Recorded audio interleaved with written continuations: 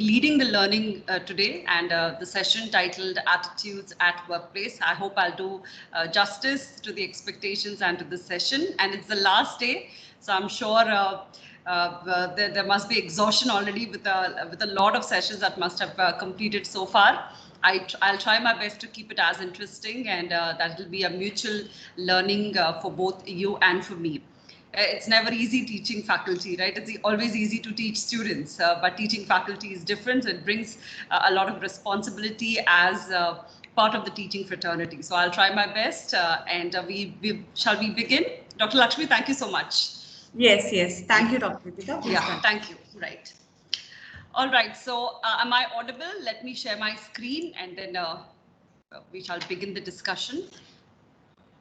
Yes, ma'am, you're audible. Thank you, sir. Thank you so much. It's a Friday morning. How many of you all get the Saturdays off? In the education system that we have in India, sometimes Saturdays are not ours, right? So for those who get Saturdays off, looking forward for the happy weekend, I suppose. All right, so let's begin.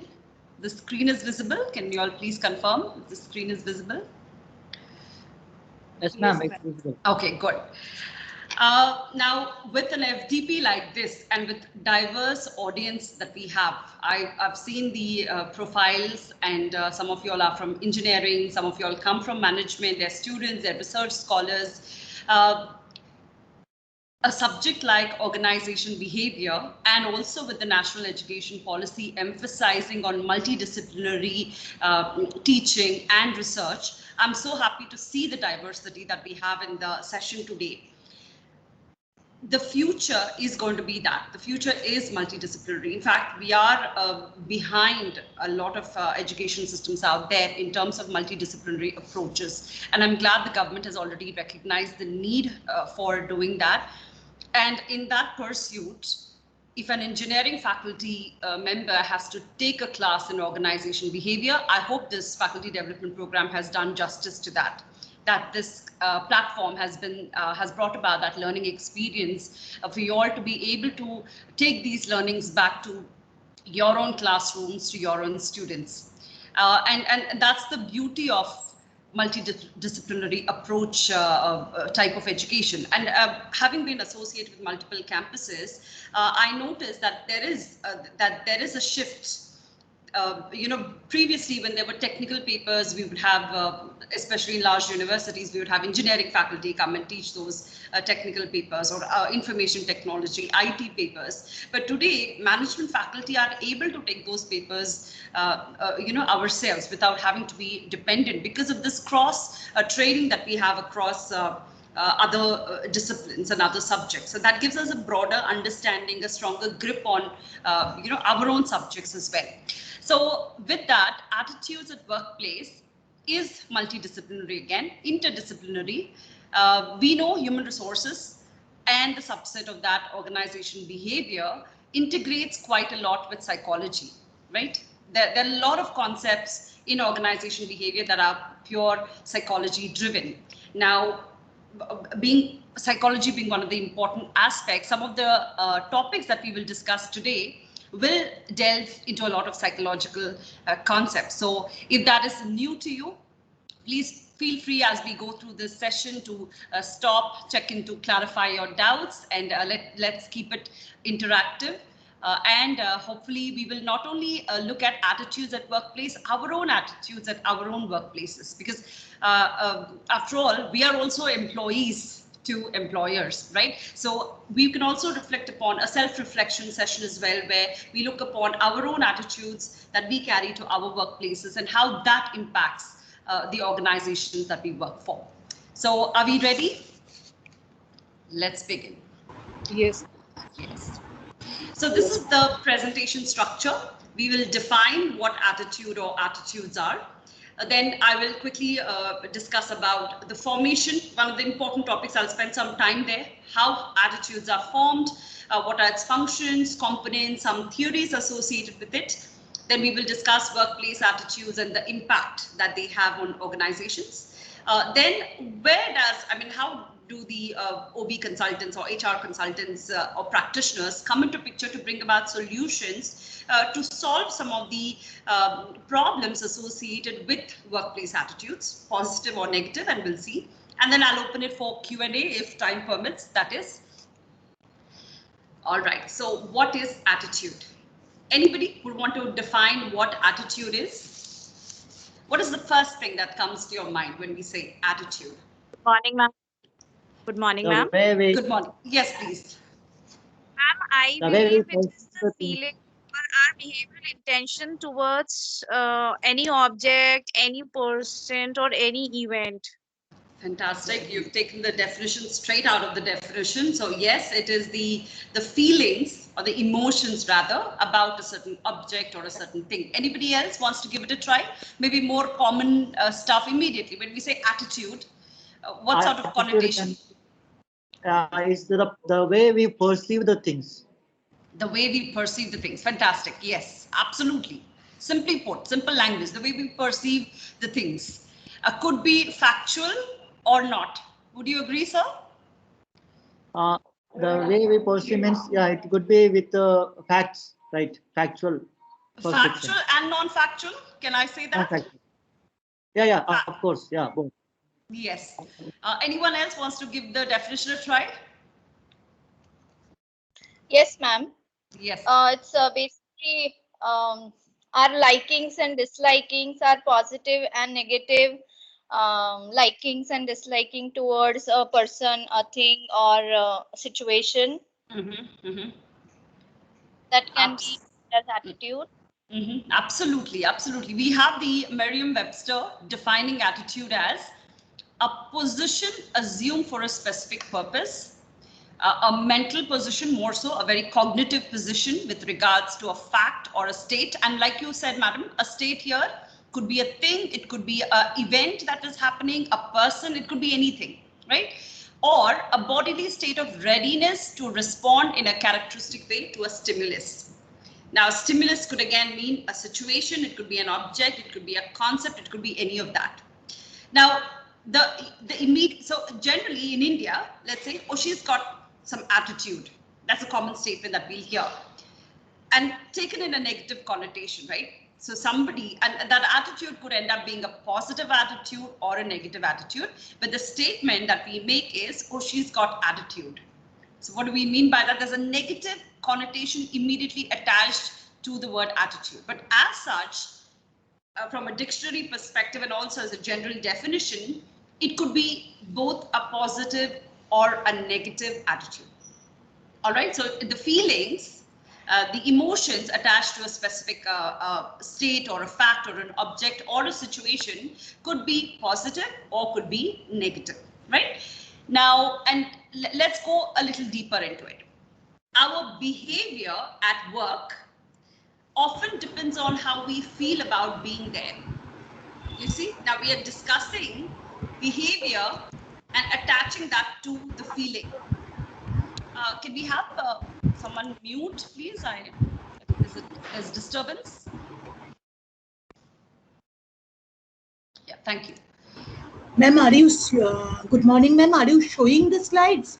I just moved so that I'm looking at where we have the disturbance from. I'm just seeing if we can mute Dr. Lakshmi, if you're there, can you mute the participant?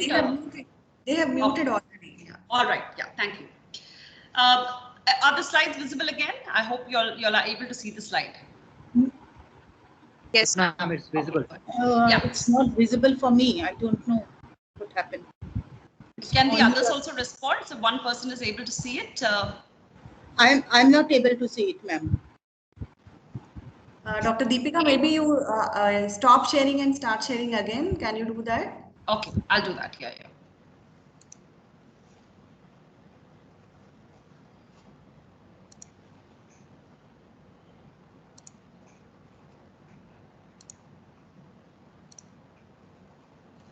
Yeah.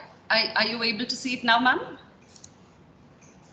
No, ma'am, not yet. Let me leave the meeting and rejoin again. Yes, please. Yeah, I hope that's not the case with the others. Are the others able to see this? We can see, ma'am. Okay. We can see, ma'am. Thank you for your response. All right, so we are discussing a statement here. Let's read this. Our behavior at work often depends on how we feel about being there, right? And hence, making sense of how people behave depends on the understanding of their work attitude. Now, that's a long sentence, 2 sentences, very long sentences. Now, what are we discussing here? We're discussing workplace behavior dependent on how a person feels, right? The emotion that is attached to the feeling of being at a workplace defines how a person behaves at that workplace. Now, when you apply that to your own experience, would you agree that there are certain days we come to work? So when we come to work on certain days, you might be feeling low, you might be feeling down, maybe not enthusiastic, right? Maybe there's a lot of things going on at home. So you bring those feelings to the workplace, and then those feelings or emotions that you're feeling is reflective of the way you behave at the workplace. Maybe you don't want to talk to the person, maybe you don't want to talk to your colleagues that day. Or maybe your boss calls you to a meeting, your energy levels are low. But it could be anything. It could be any behavioral aspect, or maybe that day you procrastinate.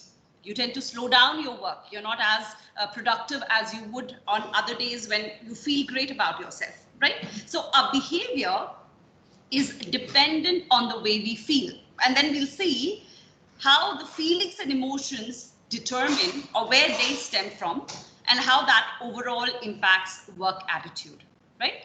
And also, let's read the sentence. The psychological work attitudes are psychological tendencies that are expressed by evaluating a particular entity with some degree of favor or disfavor, right? I could be in favor of a certain event or a situation or a person or an object. I could be totally unfavorable to the same situation. Got it? Now let's move on. There's more to the definition, and then I'm going to go a little over the definition because the connotation is important here. An attitude refers to our opinions, beliefs, and feelings. There's again a lot more. We're talking about opinions, we're talking about beliefs, and we are talking about feelings here that may or may not be backed by facts, right? Now let's take the example of the coronavirus and say if there are conspiracy theories out there that says that coronavirus has been, that came out of the labs and didn't come out of animals as original reports had stated. And let's say this conspiracy gets so large that even media houses start publishing. What ends up happening? Your opinions once, and these are all conspiracy, right? Now what I'm stating is not facts. Now let's assume that they're not facts. Now what happens in this situation? My belief system initially was that it came out of animals, and from there, well, the virus spread, and that's how it is. And that's what I believe. But suddenly, when the conspiracy theories start pouring in, what do? I shift my belief system now. I'm sucking myself into this conspiracy, and I say, oh, so many people are talking about it, so it could be true. So my original belief now has taken a shift. You see? Now, that happens all the time, even in the workplaces. Now, let's say you joined an organization, and let's say the first week that you joined, you have a list of all the things. You're scanning the environment, basically. Somebody's told you this person is like this person is like this is like this, the boss is like this, the workplace is, the environment is like this. What happens? You go in with a certain attitude of your own opinions, beliefs, and feelings about it. But quickly, what happens? Now, you see it through a filter. We see them through a filter of opinions, beliefs, and feelings of others.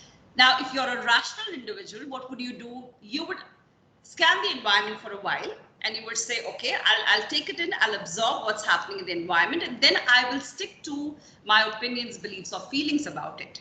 Or they could change basis on your own experience, and we'll see how the formation of these attitudes and belief systems happen. Okay, and let's see the examples from a workplace perspective. Now, the background against which facts and events are viewed is what is attitude. So our attitude depends on the kind of, let's say our attitude at workplace depends on a lot of factors. Some of them include the salary that our organization offers, maybe the hours of work, promotions, the performance appraisal mechanisms that the organization uses, or the lack thereof. You see, all of these factors create a certain attitude for me. Now, let's say I go in with an attitude to an organization where the performance appraisals are going to happen every 6 months, and basis on these appraisals, I'm going to get a promotion, right? Or I'm going to get a pay raise. Now, I go in and I get into an organization, the performance appraisals are not even talked about. It's been 2 years, I'm stuck doing the same job, no promotions, no pay raise. What ends up happening? My attitude towards the organization obviously is taking a nosedive. That is reflective on my work behavior, because now I'm not going to give my 100% to the organization, because I feel like these had to fit in place, but they didn't fit in. And hence my attitude towards work now takes a shift. Any examples like this that you see in your own personal life, in your workplaces, or somebody that you've come across, that examples that you might want to add?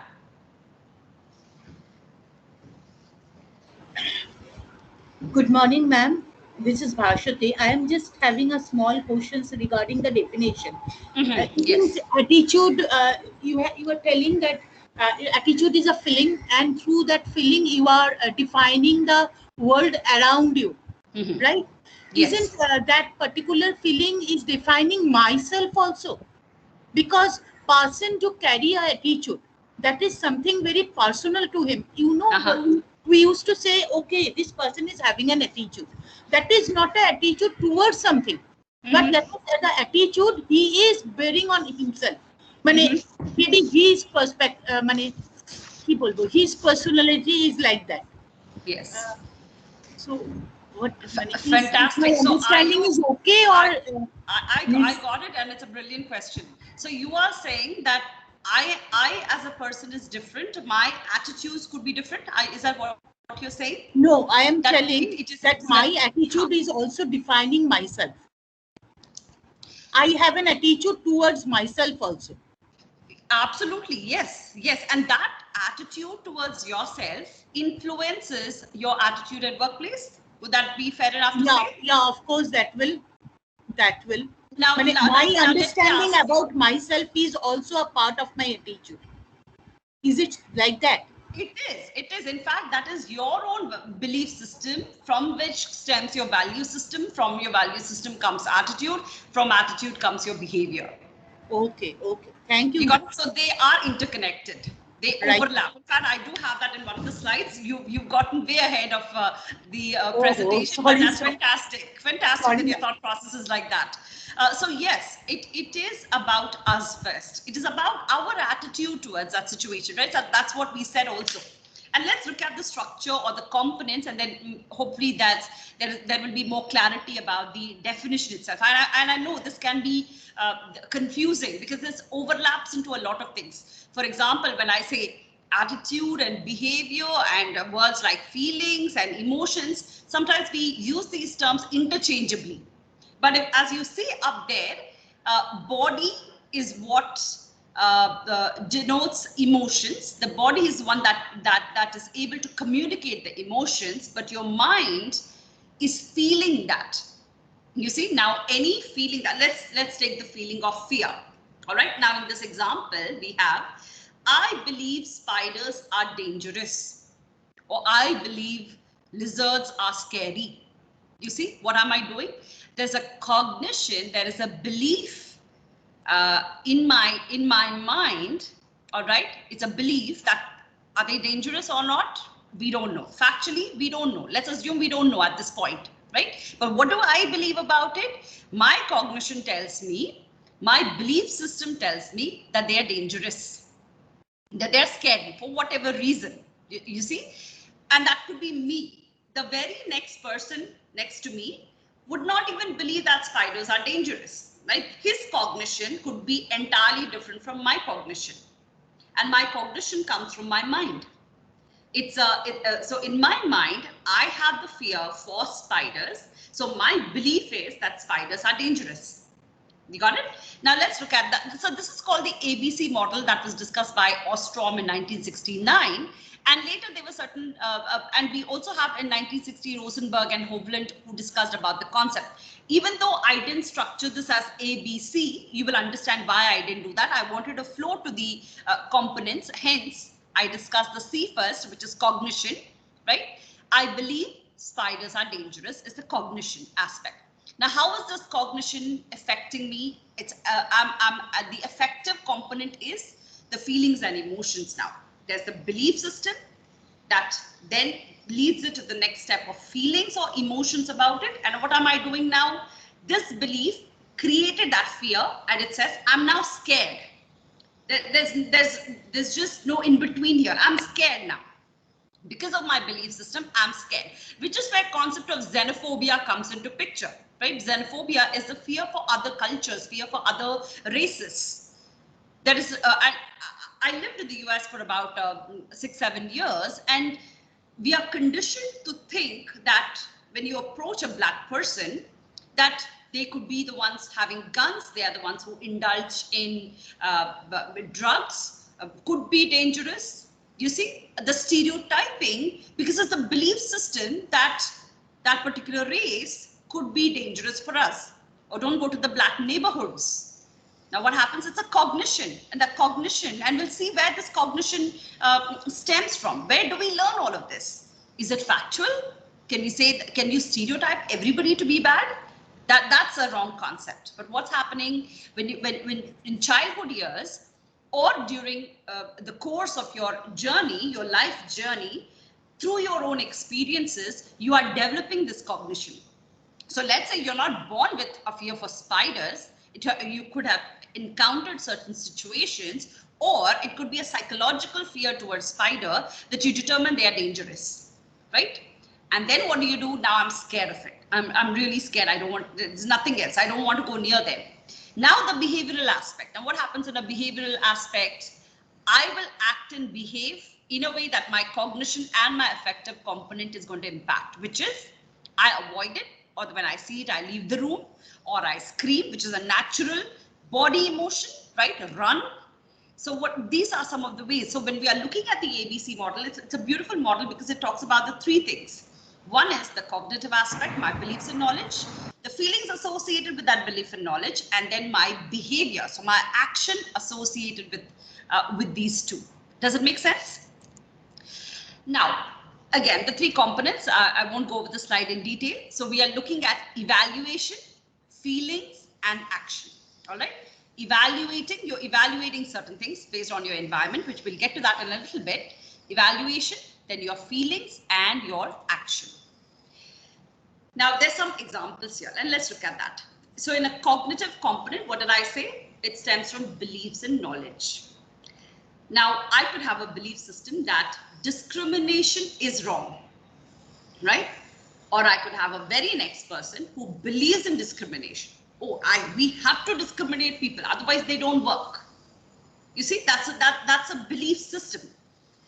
Now, there is a new word that you're seeing here, which is the value statement, which we will get to it. I will also discuss the difference between how is attitude different from a belief, how is belief different, how is attitude different from a value system, but we'll get to that in a little while.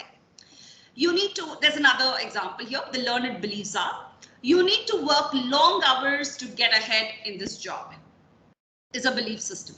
Now, if you observe human behavior itself and human attitudes related to behavior, you would observe that some people are of the view that you have to be really smart at work. Smart work gets you to places, right? But then you could have a separate set of people who would believe smart work doesn't get you anywhere. Hard work is what is required to get you to achieve success or take you places. You could have another set of people who would believe, oh, it's neither fully hard work, it is not fully smart work, it's a combination of both that leads you to take you to places. Now, who is correct here? Who is correct? Which set of people would be correct in a situation like this? No one, ma'am. No one? Because it's your belief system about it. Fantastic. And apart from belief, it's all about the experiences, what you have experienced. If you have gone through the smart work, then definitely you will believe for the years that it is working. Or if you have put a lot of years of work or hard work, then you will believe that hard work is something that will pay off. So that is all about the experiences. Absolutely. How many of you all read Rich Dad, Poor Dad? Right. Yes, And it's madam. completely subjective. completely subjective to our own belief systems? Yes. Yes. How many of you all read Rich Dad, Poor Dad? I will leave that in the, you must read it. It's a beautiful book. It talks about concepts like this. How a rich dad trains his son to think rich, and how a poor dad trains his son to think poor. It's a perspective, right? It's a belief system. For some believe money comes easy. It's a belief system. Some believe money is difficult to make. It's really hard. Some people at workplace believe work is difficult. It's difficult or long hours. Some people enjoy their work. You see, it goes back to belief systems that lead to a person's attitude. That attitude leads to a person's behavior. Some are really good. You know, some enjoy their work. Some bring in that energy into that work. And let's see another statement. I believe, again, see, this is my belief. I believe Japanese workers are industrious. I believe a race is lazy. I believe a race is really industrious. I believe Germans are really good with quality. I believe Chinese products are low quality. Belief systems. Are we backing this by knowledge? Yes and no. If you are able to back it by knowledge based on your rationality, then your belief system will shift to a positive belief system. Right? I would not use the word positive or negative here. We'll keep it neutral. Your belief system is going to shift because now it's backed by knowledge.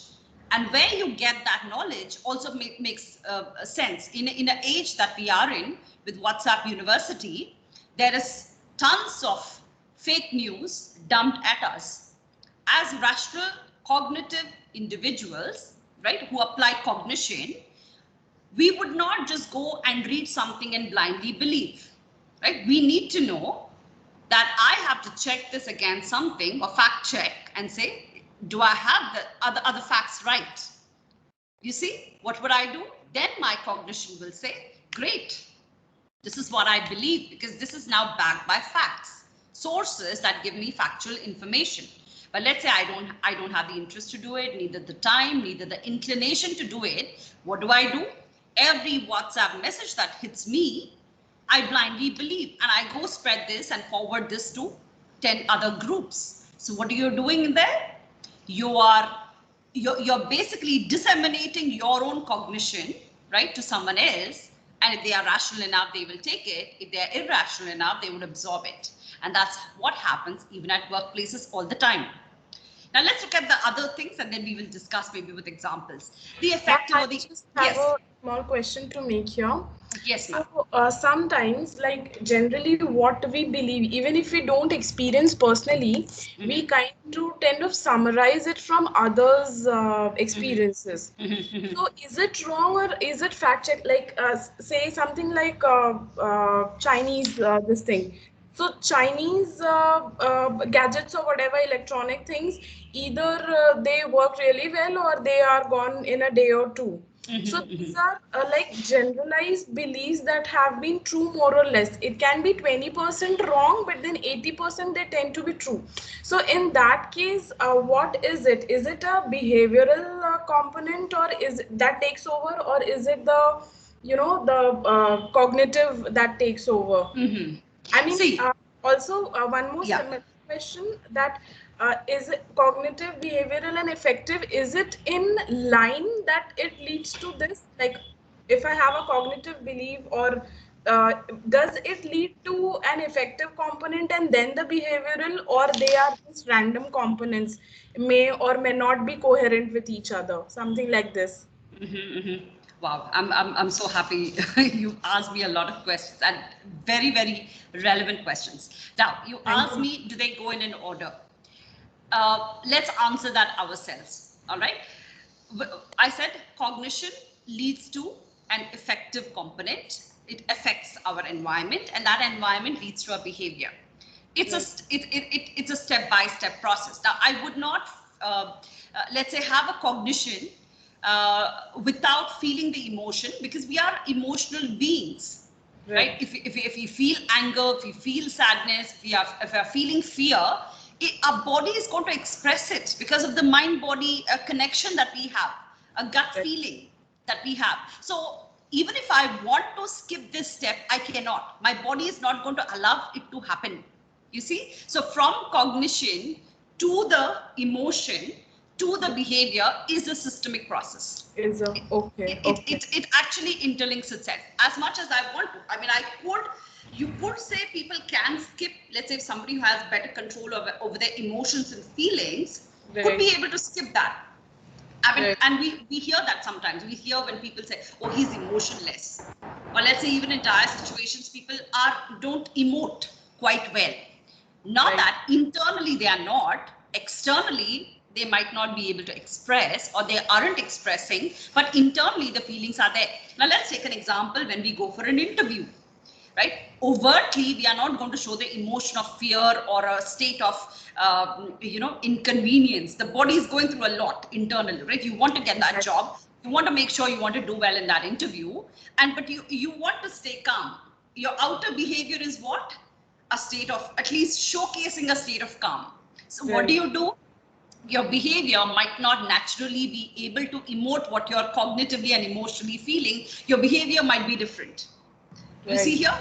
Or some people can't control the behavior. It all goes back to who am I?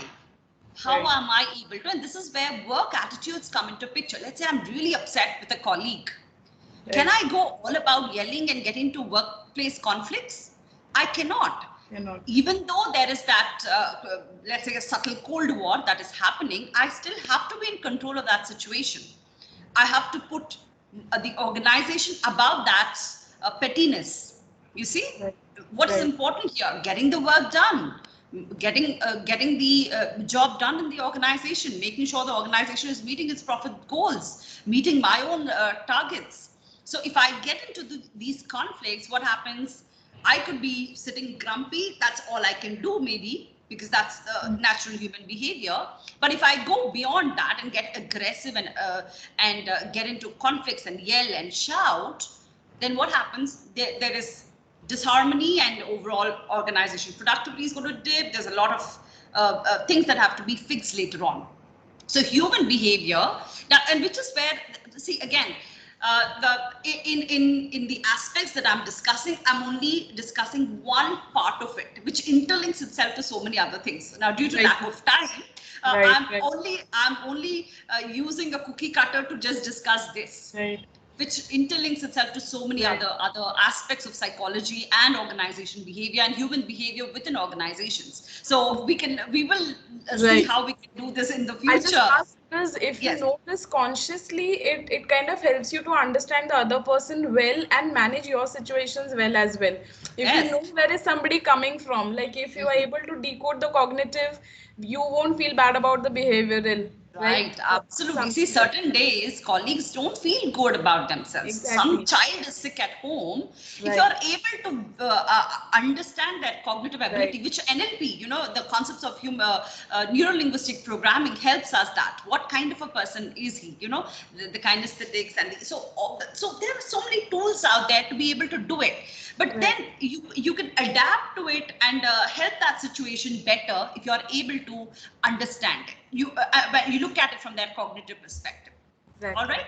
Yeah. And coming to that Chinese example, I know that was a good question that you asked.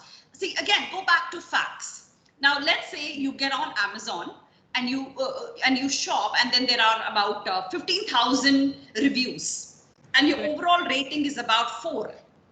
What do you tend to see? The top 4-5 will give you all the negative ratings. But then if you look at 15,000 and you look at the top 5 ratings being negative, what is your cue? Where should you go? You go to the rating and say, oh, 15,000 have rated this on an average. Now it's at 4 rating. It's a good product. Right. You see, I don't have to look at the top 4 reads and say, oh, now this person said it's a shitty product, or this is very bad, worthless product, not worth the price. I only get to see that. So there are always ways to go back and fact check. And today with information age, I think there's no dearth for fact checking, right? It's upon us to do that. Right. Thank you. All right. Yeah, you're welcome. So, and behavioral component, the last one, I won't spend too much time because there's so many other things to discuss. Now, behavioral again, an individual may complain, request a transfer, be less productive, and these are some of the ways in which a employee is trying to behave in an organization based on the cognition and the effectiveness of his emotions and feelings. Now, let's look at the example here.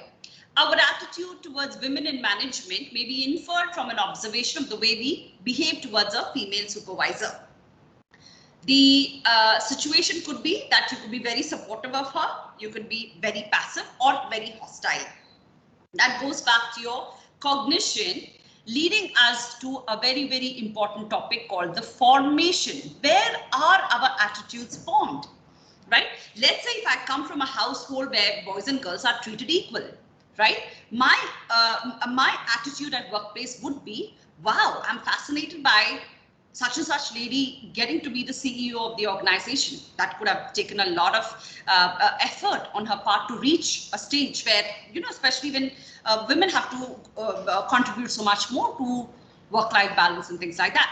That could be my attitude, or I could have the very same another person within the organization who might say, well, she's not a great boss, or she gets too emotional for stuff. And women can't manage. You see, women can't make good CEOs.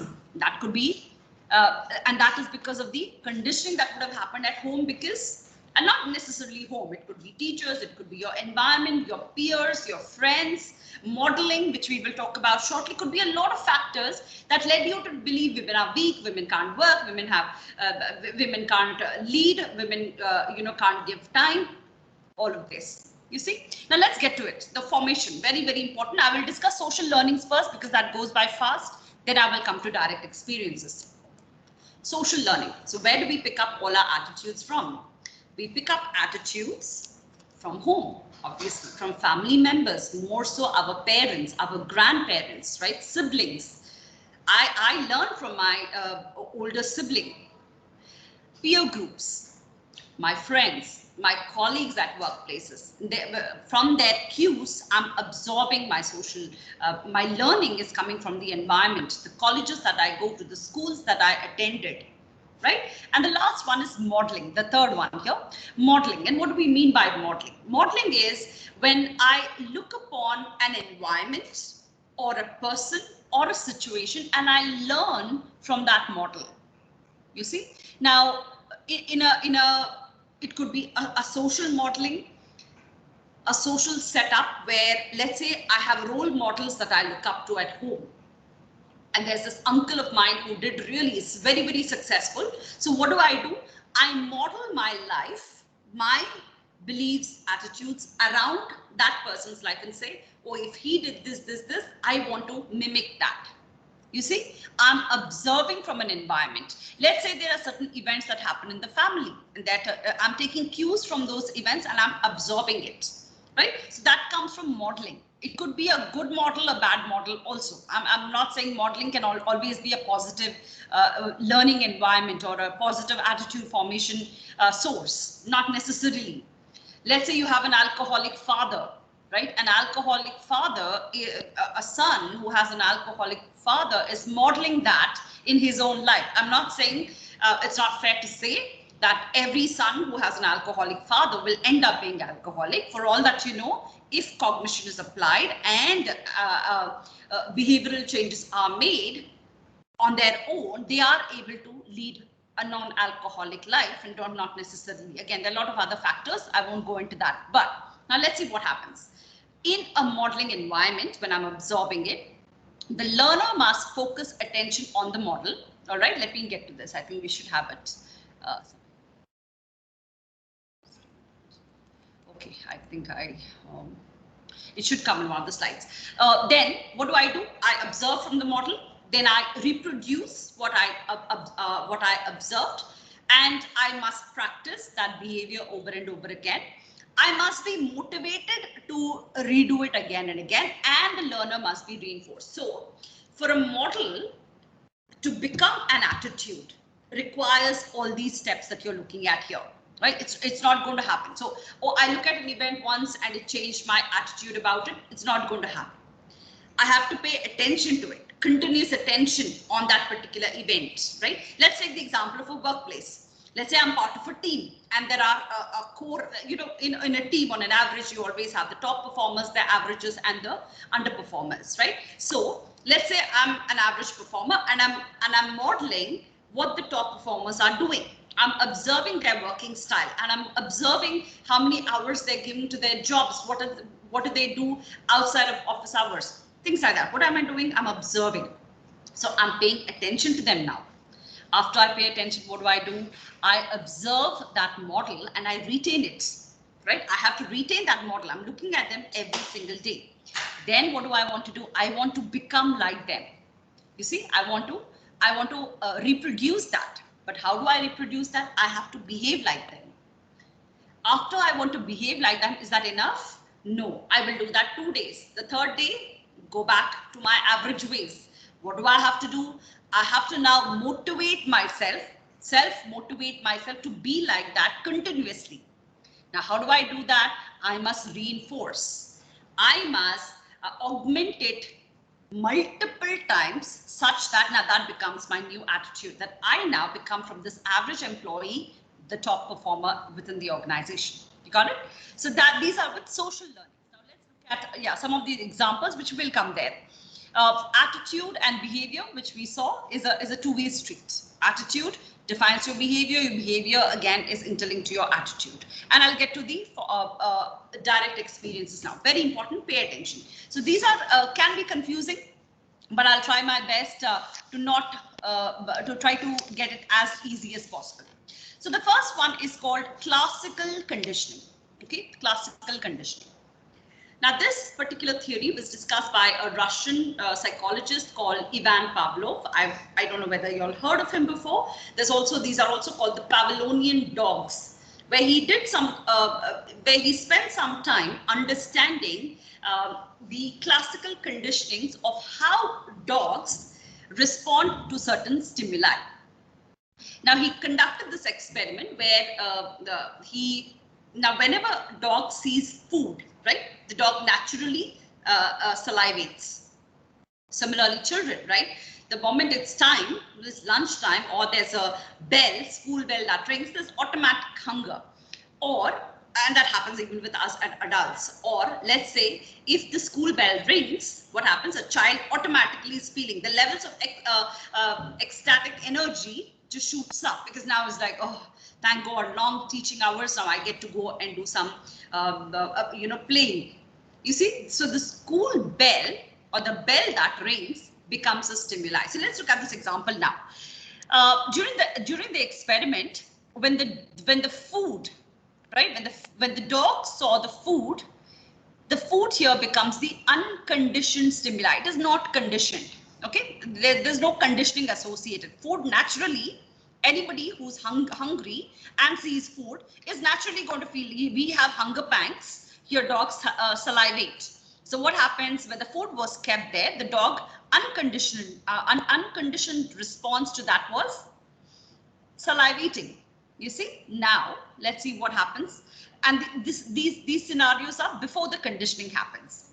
Now what happened after that?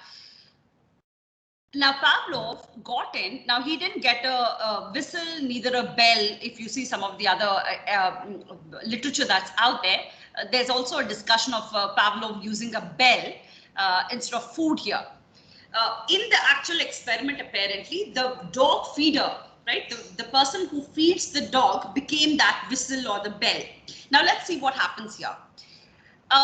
After that, the whistle or the bell or the dog feeder came, and the dog didn't salivate as much, okay, or didn't salivate at all. So this person who is the feeder or the whistle or the bell here is a neutral stimulus. It didn't stimulate any salivation in the dog. You see, now let's see what happens with conditioning and how people actually change with conditioning. Now during conditioning, what Pavlov did was, he kept the food and he also kept ringing the bell, or the dog feeder got the food, you see, or a bell or a whistle was rung. Now, what did he do? He associated and linked the food to the ringing of the bell, or the food feeder bringing that food to the dog. So the moment the dog saw this the guy coming to feed him, he associated with food. You see, for all that you know, the guy didn't even have food with him. But now the dog, the moment the dog sees him, it associates him with food and starts naturally salivating, which is what's happening here. The food is non-existent here. The food is not even available anywhere. But that bell, that whistle, or that person just standing there is allowing the dog to salivate. Classical conditioning is used to bring in that, to change a neutral stimulus to a conditioned stimulus. You see, you are changing a neutral stimulus, which here the whistle was absolutely neutral. It wasn't doing anything to the dog. You see, but now what does the dog do? The dog associates this whistle with food. Does it happen to us in real life? How can you associate classical conditioning with our own human life and problems, or even conditioning? Did you understand the theory though? We are discussing unconditioned stimuli, neutral stimuli to conditioned. So we are moving from from unconditioned to conditioned. We are moving from unconditioned response to conditioned response, right? Look at this as being natural. Look at this as being conditioned to do. When you work for organizations, let's say you get into organizations that thrive on innovation, right? Innovation. I'll give you an example. When I work with GE, I work with GE Medical Systems, and when I work there, the concept of Six Sigma is so ingrained into the culture of GE that GE and Six Sigma are one. You see? Now, before I've heard of Six Sigma, I never associated GE with Six Sigma or that with quality, right? I wasn't conditioned. I went in there thinking, okay, GE was a good company. Yeah, I'm glad I'm working there, right? I'm conditioning myself that this is a good company. I'm happy being there. Now, the moment I associate Six Sigma to my work, GE is nowhere in the scene, but I've already conditioned myself thinking quality. You see, there's a conditioning that the organization has conditioned me into believing that that's what you need to be. Quality driven. Does that make sense? Conditioning is possible. Over time, again, there's a lot of reinforcements that have to go in, but conditioning is absolutely possible. And athletes use that a lot. Can you think of real life examples where you would apply conditioning to your own life? Or how we deal with our own children? Yes, madam. Can I speak? Yes, please. So wearing a mask is a condition which is imposed on us during the COVID situation. It wasn't a normal, or rather it was seen as a, it wasn't seen as a normal thing. But then because of COVID and because of the social pressure, we started wearing masks. So if that could be appropriate.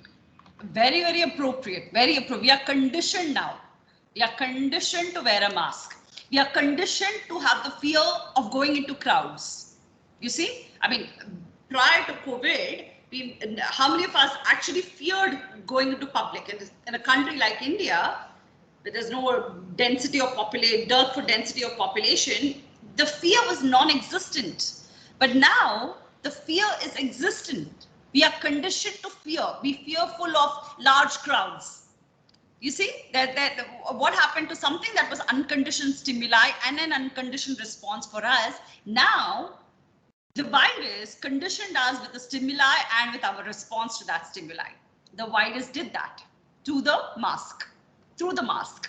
Yes? Brilliant example. Brilliant. I could not have come up with that. Now let's look at the second one, which is the operant conditioning given by B.F. Skinner. And here Skinner talks about reinforcements and punishments. All right, reinforcements and punishments. And when we are discussing reinforcement, there are positive, negative, and with punishments also we are discussing both. Let's say in an organization, and let's also understand the quadrants here before I proceed.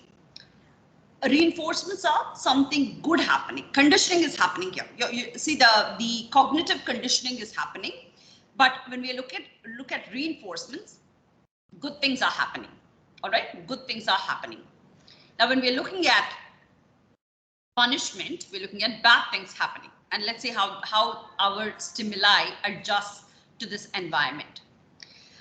Let's say if a manager praises an employee, all right, if a manager is patting someone's back and saying, great job, that is indicative of a positive reinforcement.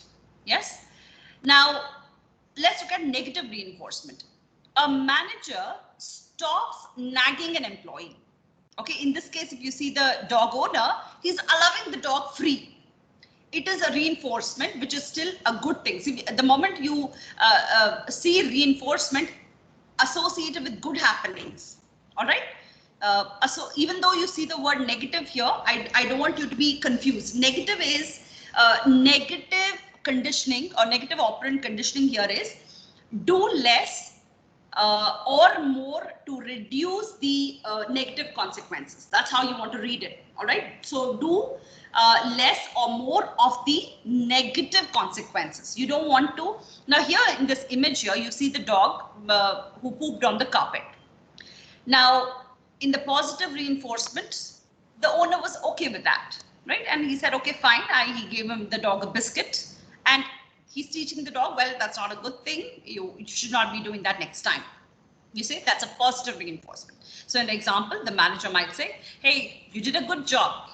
There was a small mistake. Hey, but still, good job. It's okay. I think you'll do well the next time. That's a positive reinforcement. Let's look at a negative reinforcement here. Here, what did the owner do? He allowed the dog. He knew the dog pooped on the carpet, but yet the owner allowed the dog to go and play on its own. He unleashed it, right? He unleashed it. Now, if it's a manager in an organization, he would say, well, let me stop nagging. I trust him. I know he did wrong, but I know he'll do it right the next time. So what do I do here? It's a positive behavior followed by the removal of negative consequences. You see? Now let's look at punishment, and there's another concept called the extinction, which is the bad happenings in the stimuli. Now, a punishment is an absolute negative behavior. Now, let's say the manager decides to demote you. Okay, I'm going to demote you today. And he sends out a letter and demotes the employee. That's harsh punishment. You see, it's a bad happening. The stimuli was taken away from the environment. Okay, and the worst case scenario could be in the last quadrant there. You would see extinction, meaning I ignore the behavior or I pull out the stimulus altogether. The dog was enjoying the carpet. The owner said, well, to do away with the carpet altogether, you don't get one. You see, now certain things can happen here. A manager can totally ignore you. You're part of the group. Your manager is not even acknowledging you are part of the team, ignores you, right? Treats you indifferently rather. Then what happens? There is punishment there. That's a sort of punishment. There's a bad happening there. And the stimulus is taken away. He's not saying anything. You see, the stimulus is otherwise, oh, yell at me and call me bad or demote me. There's at least consequences to that. Now, what's happening? He's ignoring me altogether. Still, it's a bad stimuli, right? He's ignoring me totally. And now what happens? A negative behavior followed by the removal of positive consequences. Happens all the time. Operant conditioning, in fact, reinforcement theories there are multiple reinforcement theories. Let me tell you, this will not even do justice to the topic that we are discussing. Now, when I use the word stimuli could be anything, any object, any sort of, let's say it's a pat on the back that I was talking about, or in this case, the biscuit that is given, or letting of the leash. Anything could be a stimulus. A stimulus does not need to be a same thing happening multiple times. It could be anything. In this case, let's say a parent raising a hand on the child, right, is a stimulus. It's a bad stimulus that is happening. A child now fears that I better not do it next time because I know my dad is going to whack me. Now, if the child learns from that, it's good. If the child doesn't, then the reinforcement continues, right? The negative reinforcement or a punishment will continue. Now, in organizations, operant conditioning happens all the time. Whether it's positive or negative reinforcement, again, I want to re-emphasize, do not read the word negative as negative behavior. I want you to remember the sentence once again, do less or more to remove negative consequences. Okay, the consequences of the dog not having to poop again on the carpet is what the owner wants to teach, right? So you are reducing it. By negative, you don't want to say, so when some of the times the theory is confused with negative reinforcement as being punishment. It's not. There's a positive reinforcement, there's a negative reinforcement, which are both considered positive in nature. You got it? The way the reinforcement is done is different, that's all. Otherwise, it is considered positive in nature. Punishments, on the other hand, are considered either positive or negative, but both are negative in nature. So read these quadrants as being positive and read these as being negative. There is more or less of the other. That's all we are doing. The less of negative, the more of negative here. That's how you have to read this. Any questions before we proceed to the third one? Good morning, ma'am. Yes, please. Yeah. Ma'am, I just had a query that popped up in my mind was like, since these are the theories that have been linked to learning, right? And Yes. we believe that learning is nothing but a relatively permanent change in behavior. And attitude is also something related to the three components, that is the cognitive, affective, and behavioral, right? But is it like attitude or this behavior would be bringing a relative, complete, or permanent change in it, or this would just be timely, or how is it related with attitude? Okay, see, when we are going through the stages of conditioning here, let's say even with classical conditioning or with operant conditioning, it has to happen continuously over a period of time for a person to change. Now think of it like weight loss. I hit the gym 2 days a week, and the next 1 month I don't go, and another 2 days I go, and so what happens? The results are not going to happen. My conditioning, the cognitive conditioning, is not happening. There, the physical conditioning is not happening. Whereas when you look at it from a cognitive conditioning, your conditioning is not happening because you do it once and you let it go. You do it. Let's say as a parent, let's say if I want to discipline my child on a certain aspect, I do it once. The child does a mistake, then I ignore. Then a child does a mistake, then I scold again. Then the scolding is intense. Then another 2-3 occasions when the child does the mistake, I ignore. So what happens? What's the conditioning that's happening? Mixed. The conditioning is mixed. So will the learning happen? Learning is not going to happen. So learning is also going to be mixed there, right? The same thing, look at it from an organization's perspective. When there's continuous reinforcement of, let's say, Six Sigma concepts and the quality driven environment that we worked in, it is ingrained. I was a newbie when I joined the organization. 2 months down the line, I was a pro. I could discuss concepts of Six Sigma. I could give away talks about it. I was practicing it day in, day out. So what happens? The conditioning helped me, and the conditioning was continuous in nature. You see? Right? And so that's what, when you're talking about learning is not easy. Learning is definitely not easy, and learning does not happen once or twice. You got to continuously engage in that conditioning process to be able to learn and then apply that into your work behaviors. I hope I answered your question, madam. Yes, ma'am. Yeah. Thank you. All right. Any other questions? Okay.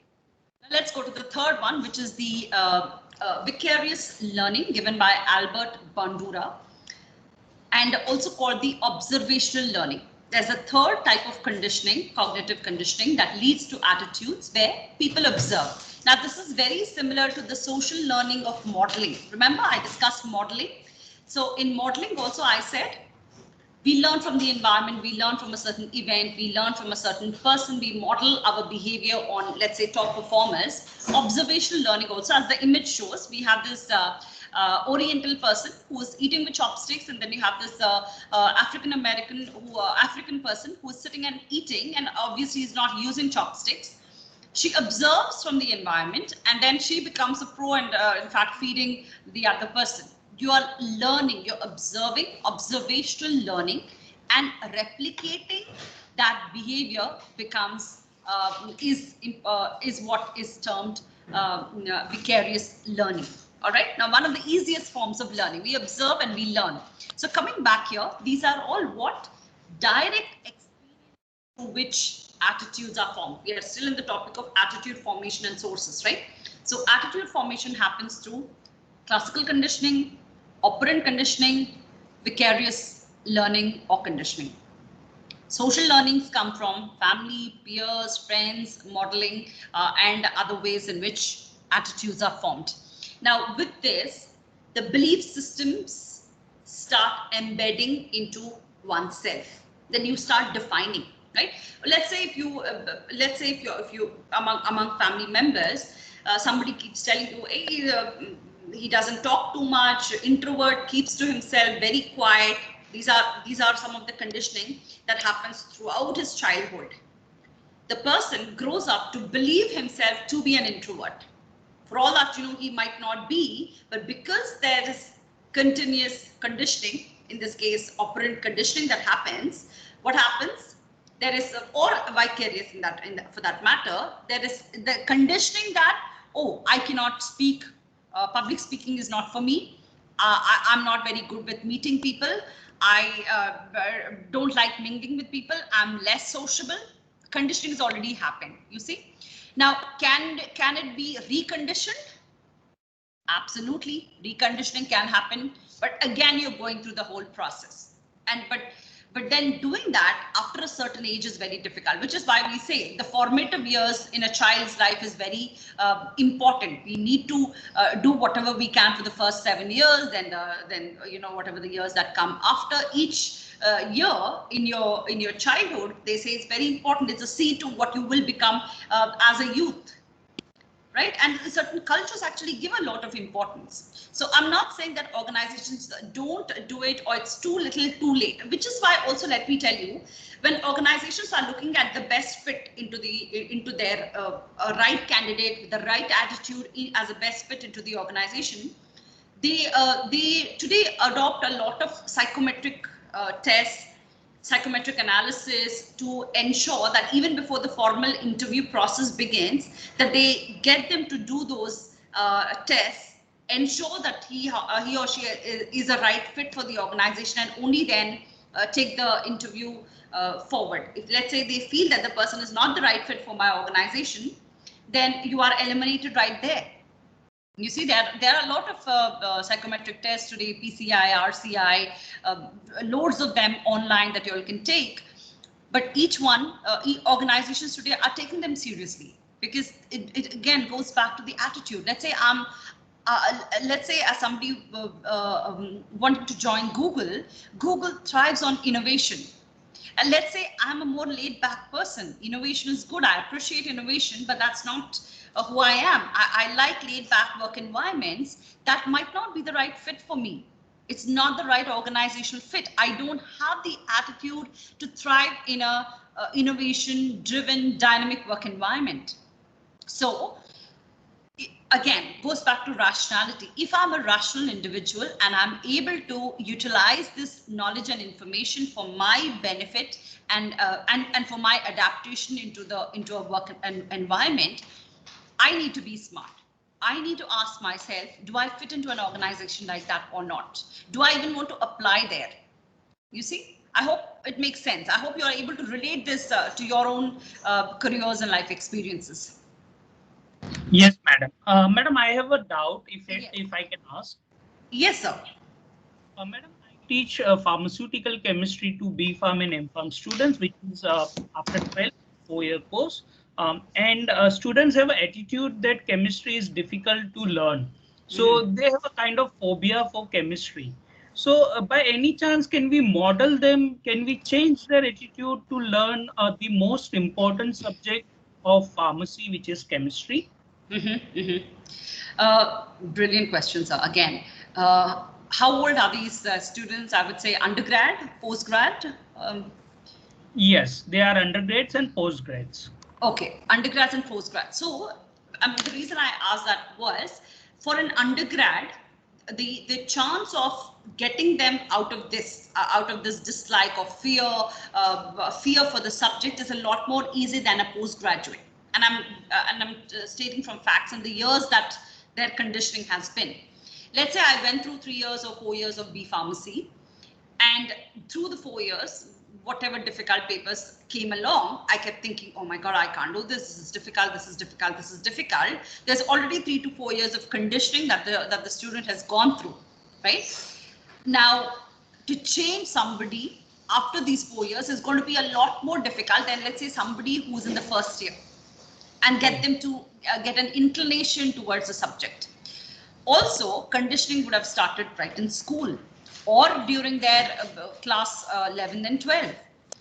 You see, when the fear for the subject, and I would imagine for most students in India, that would have exactly the time period. I think the 11th and 12th is when the students start, there's the time constraint.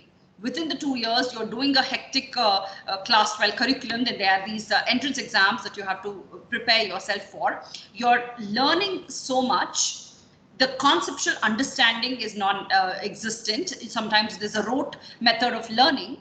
The student starts developing fear or dislike, not just for chemistry, it could be any other subject for that matter, because you're doing so much in so less of a time. So what I say is, we can start conditioning early on. Now, I'm not saying that it's too little, too late for those and the other ones can't be. We'll have to go back and analyze as to where those fears have stemmed from. What sort of classical conditioning had happened or operant conditioning had happened, and why and how can we undo them? And it's absolutely possible. In psychology, everything is possible. It might take time.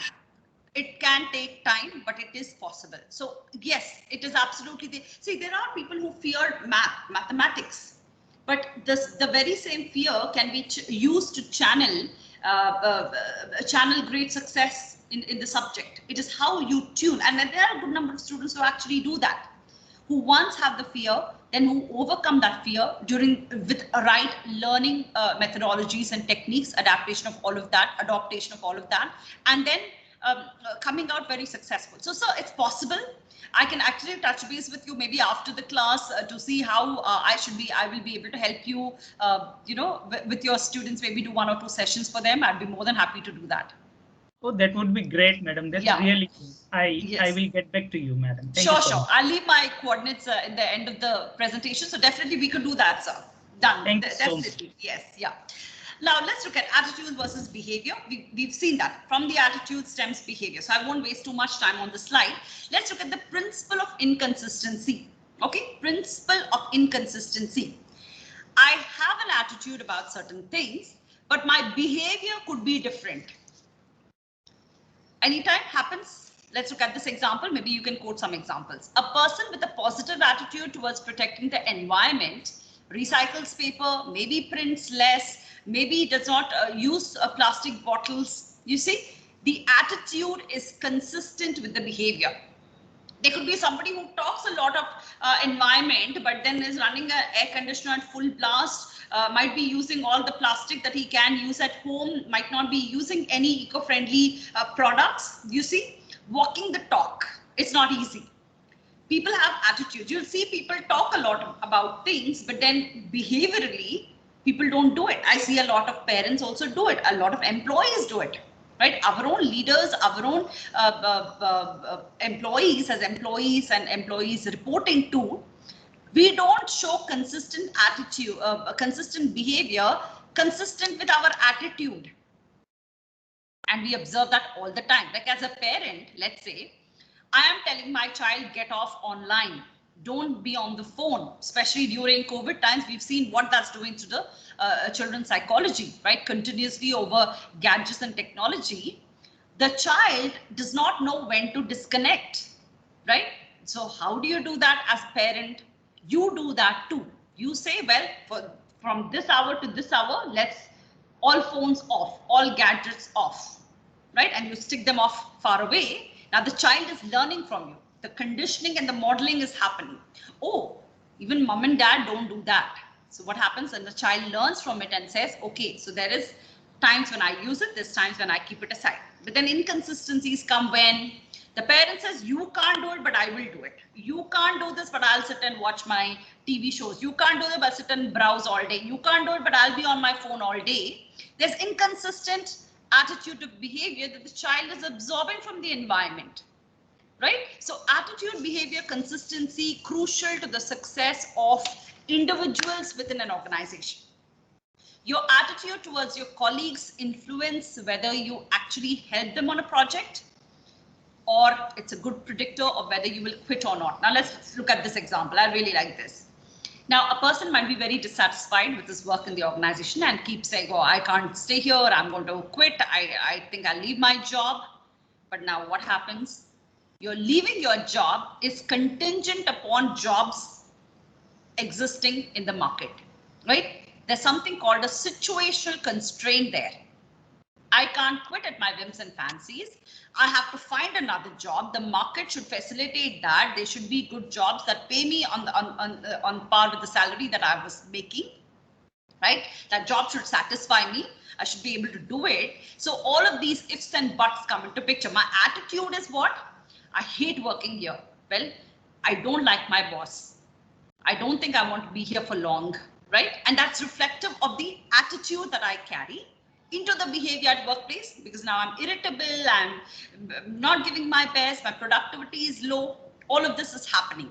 But is it indicative of the behavior of quitting, actually quitting? Because that's what you're saying. You're saying, I can't stay here anymore. But what do? Does your behavior reflect the attitude that you're carrying? Maybe not, because of situational constraint. Now it does happen. If the consistency is there, what happens? You say, I'll quit, I can't deal with this, I have a bad boss. Now, what do we do with the behavior? I quit. I put in the resignation letter and I leave. That's consistency. Now, I'm not saying be consistent. That's not what I'm saying. In real life situations, we'll have to look at, and this is all, again, we are analyzing our behavior and how this reflects or impacts organizations. And when I say organization, we are the organization. Let's not separate organization as a different entity and us as different. We are, employees are the organization, right? So our attitudes at workplace and leading to our behaviors at workplace impact the organization that we work for, right? The more productive we are as collectively as employees, the better the organization will do. The organization does better, we get better perks, better salary, better progression in our career, and all the good things that follow. It's a cycle, you see. So again, coming back here, attitude, behavior, inconsistency, this is what we wanted. The principle of consistency. Not always people walk the talk.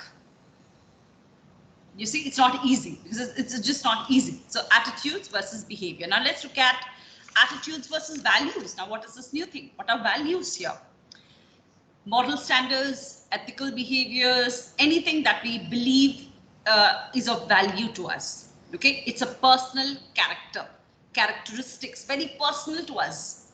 All right, and it showcases a person's moral ethics or a character directly influenced by family, friends, culture, religion, social interactions.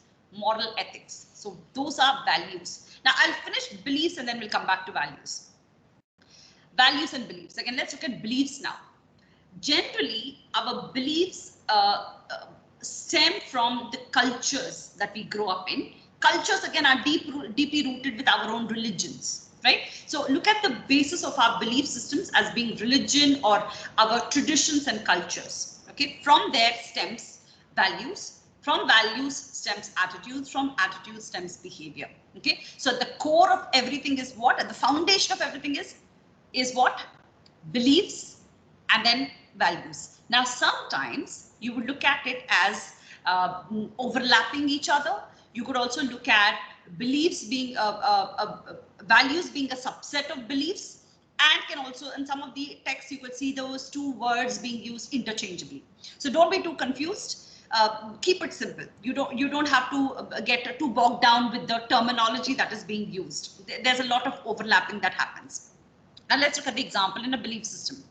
Lying is bad. God created the world. Cheating is immoral. Is a belief system that is attached to my own religion, all right, or my own family's belief systems. Let's say I'm a family that believes in not divorcing. Do or die, you have to stick together, right? That's a belief system. The moment you get divorced, you're written off as a useless, worthless, whatever, within the family. Then what happens? The belief system is that it's bad, right? Cheating is immoral. Lying is bad. Now they're common belief systems across all cultures. They're good, they're moral, and they're immoral. Now what could be immoral in certain cultures might be moral in certain cultures. When I lived in the US, the kind of socio-cultural fabric is very different from ours. When I had to fill a form, you would have multiple options of, here you have married, unmarried, single. You have 10 other options there. And first time when I looked at the forms, I was baffled because it was new, culturally very different. But would I say, oh, that's wrong, immoral, you're an immoral society? That would be foolish of me to say that. It is their moral fabric and I'm nobody to judge them. Right? So my value system or my belief system stems from where I come from. When I went to the US and I had an arranged marriage, my colleagues and my husband's colleagues couldn't fathom that we've never met before and we've never dated before, and that, well, a couple times and then we were married. Non-existent, the concept is non-existent there. Right? They just couldn't wrap their heads around a concept like that. But for us in India, it's common. It's quite common. It's in fact predominant. It's changing, but it's predominant. Right? We don't think twice. Our boys and girls don't think, oh, this is such a big taboo, and oh, we're getting married to somebody unknown. It's a value belief system that we grow up with. Right? So now, beliefs refer to the conviction or acceptance as something exists or is true, especially without proof. Without proof. I might or might not have any proof for it. Religions don't have proofs, right? We believe that somebody wrote this some centuries ago, and I believe it, right? There could be proofs, might not have absolute. When I say proofs, absolute proofs, right? We don't. But what do? We believe in certain things. So coming back here, values. So values are our own set of principles. Beliefs are ideas that are accepted as true without any facts, and attitudes are a combination of these two that we display. Does that make sense? I hope it makes sense now. See, belief system is one, value system is different. How is it different? My belief is something. I've been told that these are my belief systems, but within the limited belief systems that I have, there are certain values that I hang on to more strongly than others. Right? For example, anybody wants to give it a try? The difference, I will give the example, but anybody wants to give a try between the difference between value and beliefs? And how could that be different? Just give it a try. Even if you're wrong, it's okay. I said belief comes from? Ma'am, values means the standard. Means the standards that we keep it a standard of living. No, the standards that we keep for our living, for our talking, for our behavior, etc. Okay, that's value you're saying? And belief, yeah, there's values that there's some moral standards. Moral standards. Okay. Okay. Maybe one value that you want to share that maybe you personally feel. For example, say I respect I respect my parents. This is a value that I keep it in life as a moral value. You know, as a moral stand. This is a standard of life. Excellent example. Now, beliefs. Belief comes actually from our society where we live because of the customs, the traditions that are followed. Yeah. So here, if you see somebody disrespecting the parents, yeah, 1 minute, madam. So if you see somebody disrespecting their parents, you see your values are being breached. You see, so your belief system is that those people are bad, right? Those who treat or ill-treat their parents are bad. That becomes your belief system, because now you're something that you value so much, you see somebody breaching that value. Does it make sense? Superb example, sir. Yeah, madam. Yes. Ma'am, my values may not allow me to marry in the same sex, but yes, my attitude is I am accepting towards them, and I'm positive. Like if at all somebody has that inclination of a same sex, they cool marrying like that. But I will not do that. So then what are your values here? Would that be your values? Then they are not your personal values. You come from a background of those who have those values, but you yourself don't carry those values. You actually believe that if there is a same-sex marriage, that you would give them the status in society. So what are you doing? Your value system is treat everyone equal or give people the respect that they deserve. That's your value system. Right. You see, ultimately it is you. It is not someone else. So for all that you could have grown up amongst family members with strong beliefs and values. Right. But over a period of time, you imbibe your own. You see, now you as an individual start to have your own values, your own belief systems. You see, right. And then from there stems your attitude, which is why we see maybe sometimes you're born in a family where things are very, very conservative, and then there's this rebel within the family. Right. That rebel has different values, beliefs, and attitudes. You see? Right. I hope you got the concept now. Yes, ma'am. Yes. Yes. But there is such a thin line between all these. We actually have to sit and think about it. Like it's really interesting. Yes. Psychology is like that. Each theory sometimes, take the example of classical conditioning. To wrap your head around Pavlov's theory, it takes a lot of time. You want to invest, and it's so fascinating that wow, so all that we go through in life actually has words and names and definitions, to it. We just don't seem to we don't even seem to know about it. Like we don't notice, it's just nothing. But if we go deep into it, it's like it has got layers and layers. Yes, absolutely. It's very interesting as well. Very interesting. Yeah. Now this slide sums it up.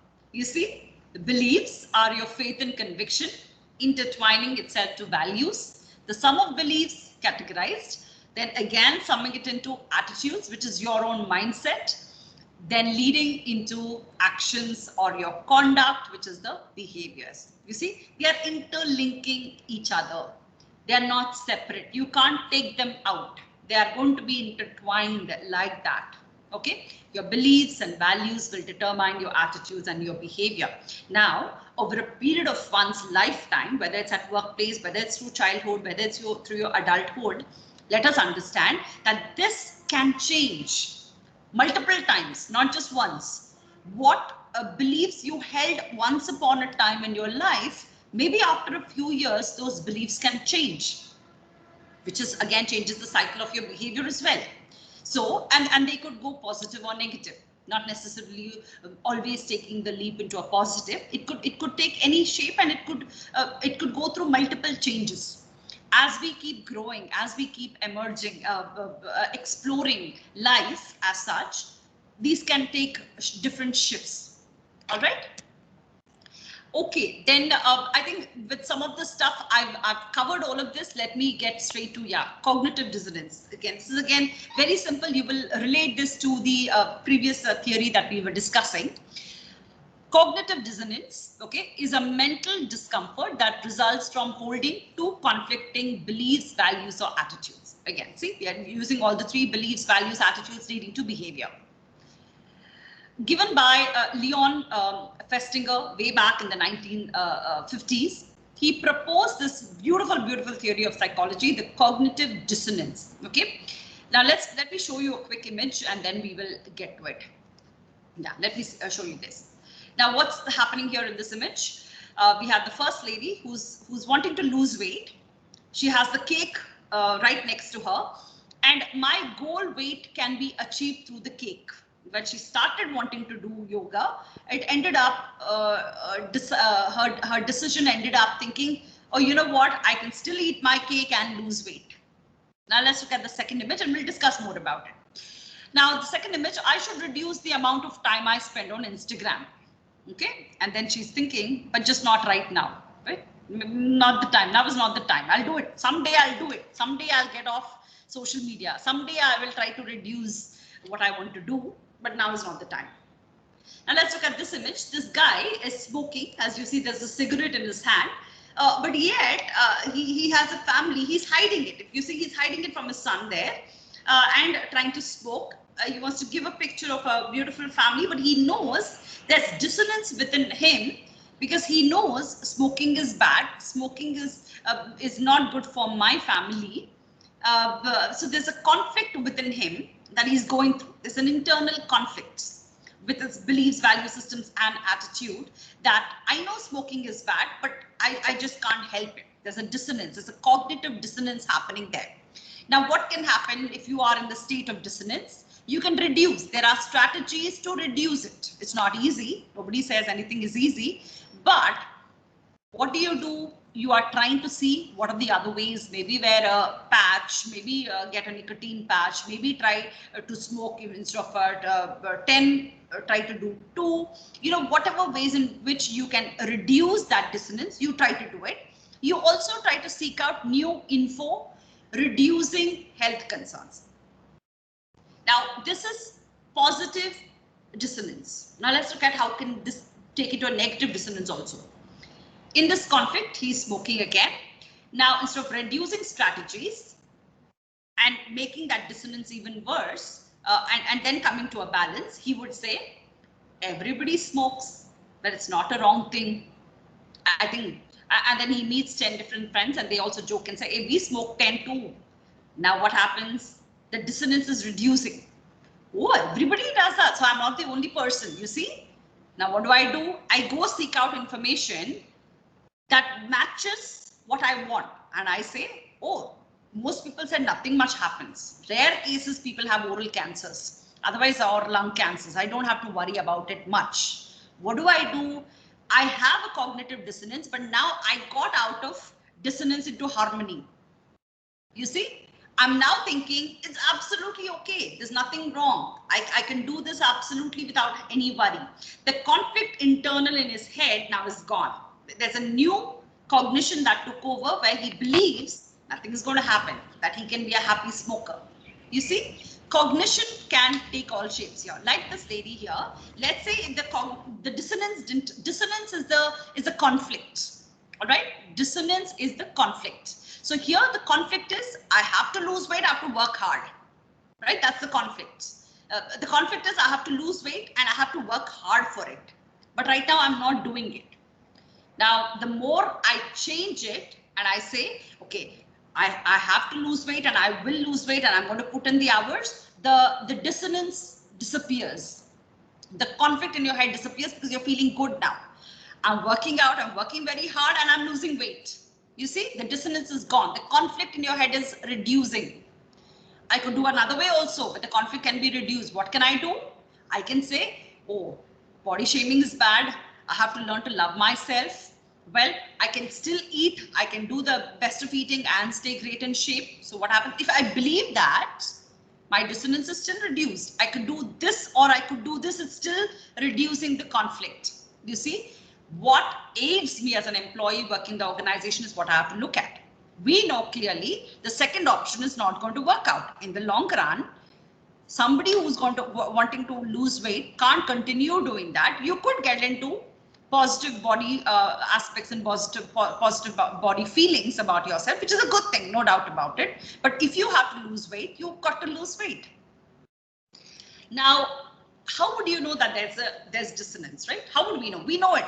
We know it. When we know, let's say, I'll give you an example of my own self. I'm a workaholic. And let's say if I have to spend time with my family, I can sit and watch Netflix for maybe a 2-hour, 3-hour movie. Okay. After 3 hours, somehow my mind, my cognition tells me, okay, time's up. Enough of entertainment. There's work to do. Work, which could be work related, home related, office related, anything. My cognition is telling me to do that. Now, let's say if I continue binging, sitting with family and binge all night, next day, I know work piles up. I'm not feeling good about myself. My dissonance is at an all-time high now, right? I know I had to do it, but I didn't do it. You see, and what does that lead to? It leads to a lot of anxiety, regret. I'll regret it the next day, right? Sometimes worst case scenarios could lead to embarrassment, shame, stress, and a lot of negative discomfort and feelings that come with it. Happens all the time in the workplace. Let's say I have to finish my work today, right? Kal kare so aaj kare so ab. But what happens? Well, I can do it tomorrow and the day after and the day after and the day after and the day after never comes, right? So what happens? I'm building on that. Now, the moment that my boss asks me of something, the shame, and maybe the boss asks me in front of 10 people, I'm embarrassed. You see, cognitive understanding that there is cognitive dissonance is a first step. Awareness is a first step. You've got to be aware of it. Then how do you fix that? Is what helps you have better work attitudes, leading to better work behaviors at workplace. Maybe one of you all want to share an example. Ever felt cognitive dissonance? We're all human. We feel it all the time. Madam, can I say? Yes, please, sir. Madam, so when you were discussing this cognitive dissonance, what happened to me that I recollected that students who are cheating in the exam, students who are copying in the exam, they must be feeling this dissonance in themselves, because we Indians per se don't cheat anything, like we have belief, but then to pass the exams, they will copy in the exam and then they will feel the dissonance. Is that an appropriate example? Okay, the child might feel dissonance once or twice. Okay, after that, what happens? Conditioning is happening. Okay, yes, that's true. That's true. Right. After that, conditioning comes in, whether classical or operant, some sort of conditioning is happening where the child is starting to think, oh, everybody is doing it, so it's normal. So I don't have to feel very anxious about it. It is okay. Everybody in India does it. All students in India do it. Now, what is happening? The dissonance is reducing. The conflict is reducing, because the once feelings of anxiety now are feelings of it's okay. Hey, it's fun. Let's do it. It's COVID. You see, the dissonance is anyway gone, but in a negative way. It impacts the person maybe in the long run. Yes. Immediately, a person might not feel that. Immediately, the dissonance has disappeared. You see? Yeah. Very good examples, sir. Very good. Anybody else? Ma'am, I would like to try. Yes. Good morning. Yes. Good morning. Ma'am, when we purchase something like a high-end product, and when we get to know from somebody like you could have got this, or you could have got a better version or a better brand of it, the kind of feeling that evokes post-purchase, that comes even, or that even leads to cognitive dissonance feelings. Yes, absolutely. Very good example. Very practical example. Absolutely. Well put. After the after effects are all of this, right? So yes. How do you deal with dissonance? See, adding, the concept here is to reduce dissonance. But again, you have to understand, do you want to move that into positive or negative? How does that impact you at work? Yes. So when you add supportive beliefs that enhance your positive work attitudes, then that's a good thing, right? You want to add more supportive beliefs. Then reducing the importance of conflicting beliefs. You want to sometimes, let's say, you're very critical about yourself. You know you're good, but sometimes you weigh yourself down and you're too critical about yourself.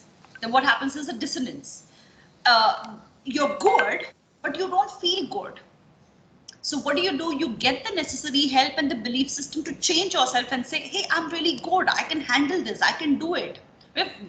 About 9-10 years ago, when I had to start teaching, I didn't know whether I would be a good teacher. I didn't know whether I could handle a large classroom. And that initial feelings of would I be good enough? Would I be good enough? slowly shifted to, yeah, I think I can handle this. I think I'm good. I know I should be able to handle it. So you see, that's what you want to bring about. You want to bring in supportive belief systems, right? Then change your belief system. Sometimes you just need to shift that change altogether. And these are some of the ways, and it's not easy again. See, dissonance is never easy, but there are ways in which you can bring about change, okay? Now, the last section of it, and I'll wrap this up in 5 minutes. So we're discussing workplace attitudes and behaviors. Dale Carnegie once said, it isn't work that makes you tired, it is your mental attitude, right? I so agree with this statement, and we go through it all the time. From an organization's perspective, these three aspects influence, have the greatest potential to influence how we behave in the organization. Job satisfaction, job involvement, and organizational commitment. Okay, so we're looking at one's personality, the person's environment fit, the job characteristics. How is the job in general? Is it difficult? Is it mentally very stressful? Is it long working hours? What are the job characteristics? Then what is the psychological contract I have with my employer? Right? Is it positive? Is it a positive contract that I have, or is it a penalizing contract where you don't do this, you get fired, you don't do this, you get demoted, you don't get a promotion? Is it not a healthy psychological contract that's happening, right? Then organizational justice. How just is my organization in helping me out, in dealing with my problems, right? And that, again, when I say organization, let's also understand I am the organization. My boss is the organization. My colleagues are the organization. So I'm not separating it as a separate entity. They are different, I'm different. No, I'm part of it. I'm part of that system. How are my work relationships? How is stress at work? What is the work-life balance? All of these factors affect majorly the employee's job satisfaction, job involvement, and organizational commitment. Now, I gave you the example of a person's environmental fit. Let's take the dynamic work environments. Let's say if somebody has to work in the smartphone industry, in especially R&D of smartphones. That's a tough industry to be in. Dynamic, the kind of competition that industry is going through over the last decade is enormous, and I know there's no stopping for it. So somebody should be a good fit for that environment. It should pump the person up to be working in an environment like that. If it does not, that's not for him. If he's there, then his job satisfaction, involvement, and organizational commitment will be non-existent. You see? Similarly, let's say if a person is very stressed out at work, his job satisfaction, his involvement in the job. I hope that you know the difference between satisfaction to involvement to commitment. Let me quickly say, job satisfaction is how satisfied I feel at my workplace with my work, with my job, with my environment around me, with all aspects. The job is one aspect, but overall, am I a satisfied employee? Am I happy going to work? The second one is job involvement, is how involved am I with my job? I think one of your phone microphones is not on mute. I request you to please mute it. Job involvement is how involved am I with my job, right? The involvement level, again, basically varies on the degrees of dimensions of involvement. See, when we look at involvement, let's take the example of, I'll also link it with a word called citizenship behavior, organizational citizenship behavior. Can one of you mute your microphones? This resound. I'll discuss that with organizational citizenship behavior. Citizenship behavior is, and let's say in an academic setup, let's say administrative work, maybe NAC accreditations, AICT accreditations, or any administrative work inspections that happen, is outside of the job profile, right? We are basically faculty members who are hired to teach and do research. But all of this comes as part of the job. You see, that discusses the involvement. My citizenship behavior determines how involved am I. Do I take it upon myself and say, yeah, this is my job, I do it. I'm involved with my organization. It might not be on my JD, in my job description, but I do it. You see, that's the level of involvement that we are looking at. And the next one is organizational commitment. How committed am I to that job?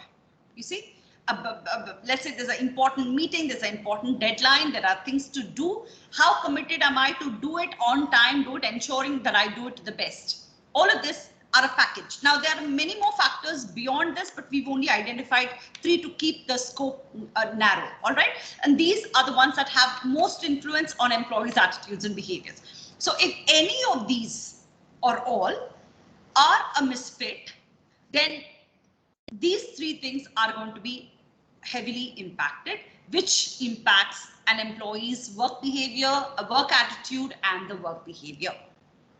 Now, how can one be happier at work? There are a lot of things where you can do. Have a positive attitude regardless of whatever is going on. Make sure that you are a good fit for the company. Don't apply when you know places are bad for you. Don't. We do that. That's like the impulsive behaviors.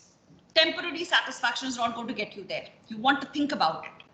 Get accurate information about the job and the company. Do it only when you feel like, okay, I'm going to be here for a while.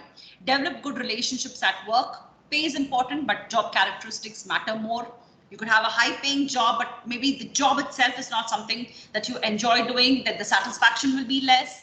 So try to look at some of those. Be proactive in managing organization's life. Try to bring about a balance. See, work-life balance, we expect the HR to fix our work-life balance. Sometimes it is how you balance. No doubt, organizations have a huge role to play.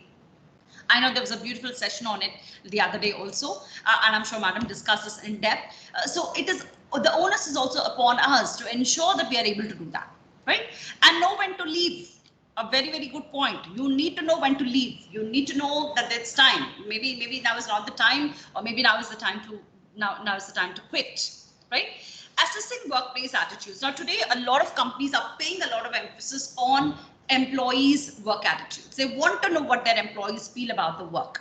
And there are 2 ways in which companies do that. One is, while the employee is still in the organization, they do run something called attitude surveys. A good number of Fortune 500 companies already are engaging in attitude surveys, and they bring about, so that helps to understand the pulse of your employees. What is the employee feeling? What are they? How are they feeling? What are their value systems? What are their belief systems? How are they feeling about work in the organization? Right. So gathering information about it helps organizations manage work attitudes better. Exit interviews. Now, when at the time of employees leaving the organization, you want to know. You genuinely want to know why they are exiting. And capture as much information as you can so that you fix all those issues for the reasons your employees are leaving the organization, right? So exit interviews are one major way in which companies are looking at improving attitudes at workplace. Now, work behaviors, again, like I said, we focus on 4 key work behaviors. One is job performance, organizational citizenship behavior, absenteeism, and turnover. Again, there are a lot of factors that impact it. Why only these 4? Because these 4 have strong influence on employees' work behavior. All right. Now, the influences can be positive or a negative influence. And I will just nitpick a few. I won't go over everything. Now, let's look at absenteeism. Health problems could be a major reason for people being absent. Work-life balance, a reason for high absenteeism. Positive work attitude is one of the strong influence on work behavior, right? If there is a positive work attitude, there is a negative impact on absenteeism. Okay, the negative symbol here is your positive attitude negatively impacts absenteeism. So you're going to actually do better if you have positive work attitude. Absenteeism can be reduced. Similarly, age of the employee. If you don't give too much heed to age of the employee, it does not influence your absenteeism. You could be somebody young, you could be somebody old, or you could be middle-aged. It does not matter as long as your let's say your work attitude is very positive. It does not have impact. Age of the employee might not matter at all. Now, in some cases, it might, based on genders, if you break it down. Maybe women tend to take absenteeism, consider absenteeism to be highly, could be a stronger influence for women than it is for men, but it could differ again based on gender. Now let's look at job performance maybe. One's personality impacts job performance. How we are treated at work impacts our job performance. Stress greatly impacts job performance. In fact, negatively impacts job performance, right? I hope you got the idea. So attitudes, all of these attitudes here influence the work behaviors in some way or the other, whether it's positive or negative. Okay, now job attitudes around the globe. Again, we don't have much time. I think it's just a few minutes here. When we compare the job attitudes across the world, we know that let's take the example of India and Japan, right? Japanese are considered very, very workaholic, and their work-life balance is compared to a lot of countries across the world. Their work-life balance is, again, negligible to say the least. They work really long hours compared to the rest of the employees in the rest of the.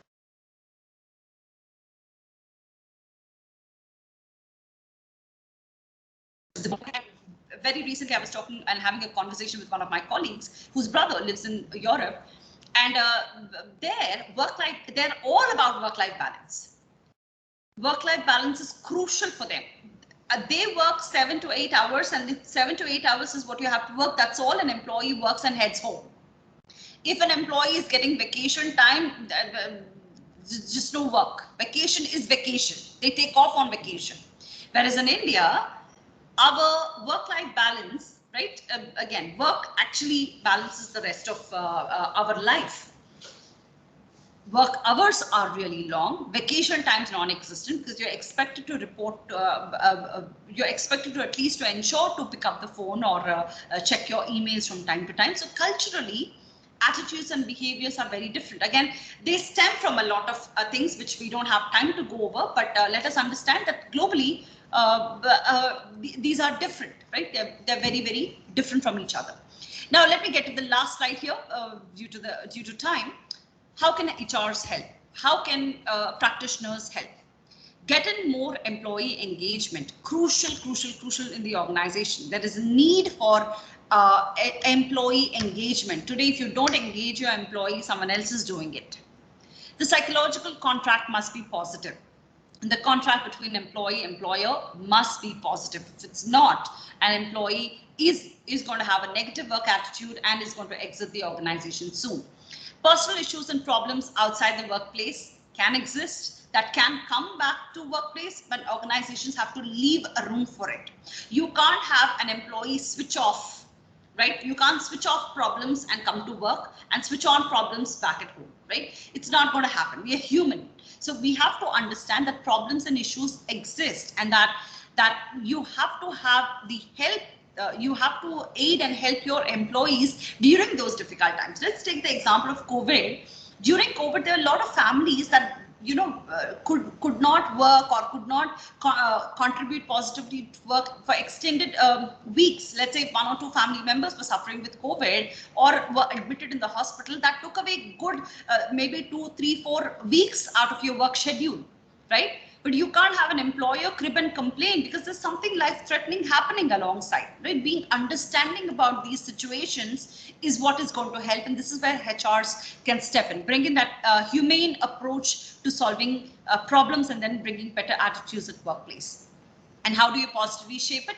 Give employees a voice, make the workplace a positive place, and manage negative attitudes. The negativity needs to be cut. We have to ensure that see, during the attitude surveys that we were discussing about, if you know that there's a positive, negative attitude in the workplace through your surveys, you want to know how to fix it, right? Organizations have to come about tools and techniques to work on. You leave it like that, that becomes your culture.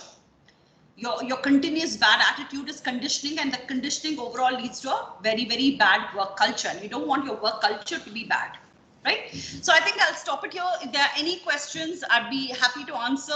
I know we went, 5 minutes overboard. I think Dr. Lakshmi must be waiting for me to wrap up the session.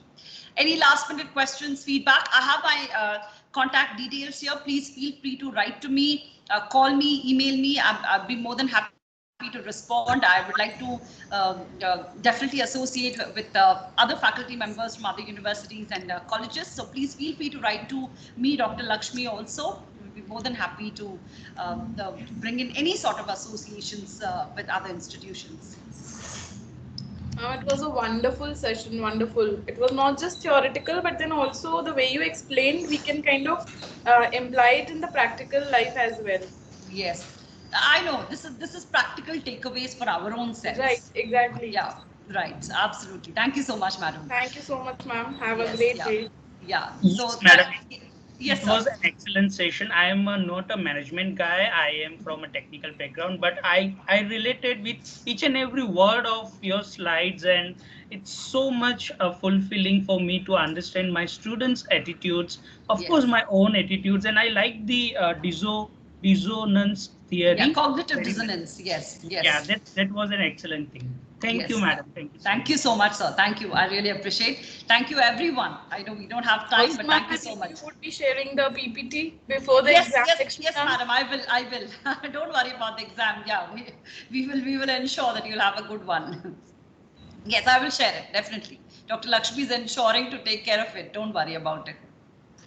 Yeah. Thank you so much, everyone. You have a wonderful day and a good weekend. Thank you, Deepika. Thank you, Dr. Lakshmi. Yeah. Thank you. So participants, we now have the next session speaker logged in. Yeah. So before Deepika, just hang on. Is she there or not? Yes, I'm there. Yeah. Yeah, that is Dr. Kavita. I just want all the participants to. What is this?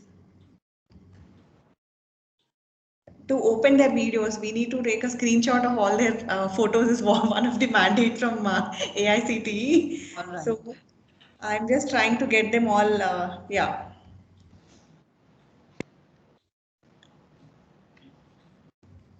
Just be there, I'll take a screenshot and then I'll tell you.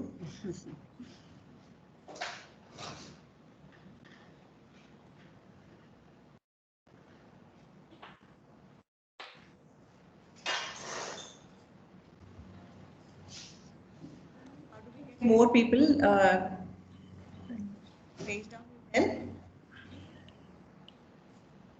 Move on the screen.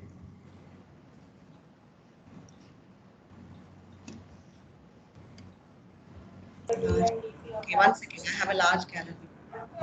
Is one way to amplify your reach of the social media post.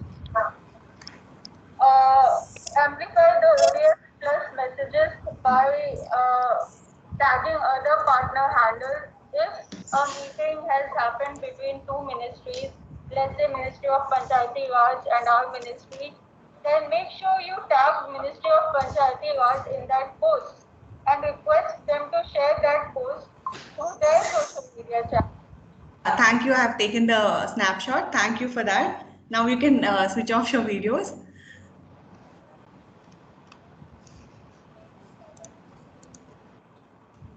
Or any social media account and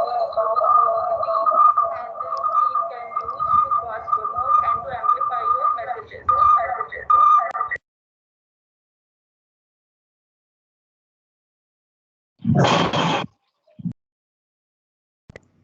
Thank you all. You can now mute your videos. I will give an introduction to the next speaker. Our next session is about to start now. Kindly switch off your videos now. Speaker can have it on. We need you to.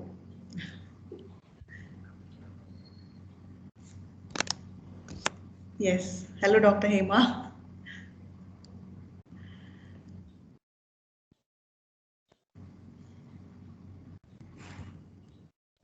The next session is on stress management by Dr. C. Kavita. She is a certified professional from International Council of Stress Management. She is also an associate professor and vice principal at RBBRR College for Women, Department of Business Management. She has more than 18 years of experience in the teaching profession. She holds trainings and motivation classes for students and other professionals. So welcome, Dr. Kavita. Good morning, Dr. Lakshmi, and good morning, all the participants. Thank you for giving me this opportunity. Like Dr. Lakshmi said, I have done a little bit of